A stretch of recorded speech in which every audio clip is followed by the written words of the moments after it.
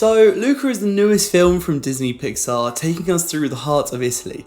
And I'm actually quite digging this whole around the world sort of strategy that Pixar's going with at the moment. Seeing the charms of Mexico and their music in Coco, and experiencing the beauty of American jazz in Soul, and now we get to experience the wonders of small seaside town in Italy. I think it's a really good way of keeping each new movie from Pixar really fresh and interesting, and also allows for the opportunity to show off the great experiences that you can get from these cultures. And it's safe to say that this fresh coat of Italian paint does well to carry a not so fresh story plot. Maybe that's a little bit too mean actually. We follow this young merman slash sea creature called Luca, who wants to learn more about life on the surface. Parents think this is a bad idea, but he does so anyway. He ends up teaming up with another young merman who ran away from home to explore life on the surface. The easiest way to kick off this review, which doesn't necessarily do this justice as of yet, is to say that it's basically The Little Mermaid. And you're probably having similar thoughts too, having just seen the bits of the trailer that I've shown you and the vague high-level description of the storyline that I just gave. It's definitely that as a starting point, but the film does well to mould its story and its thematics to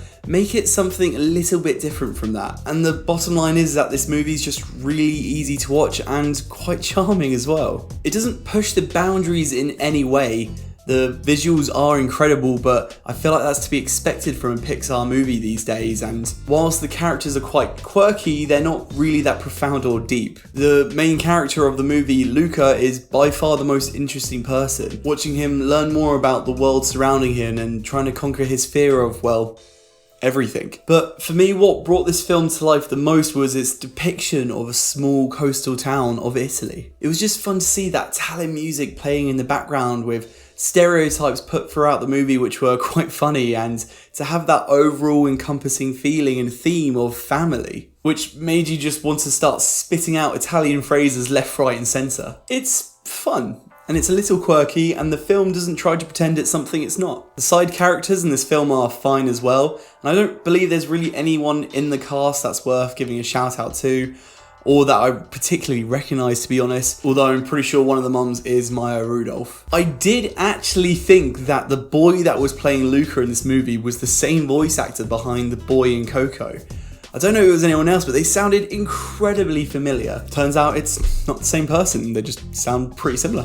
But other than that, there's not really anything else to say about this, to be honest. The music's great, although there's no sing-alongs, and by any means it's definitely not a musical. The characters are fine and the story is heartwarming. It's not overly funny, but I think it's something that kids will still enjoy nonetheless. I mean, if you love Disney Pixar or have enjoyed any of their previous works, then I think this one's going to be a pretty easy one to pick up one evening as well. And it's also not a Premier Access movie, thank fuck.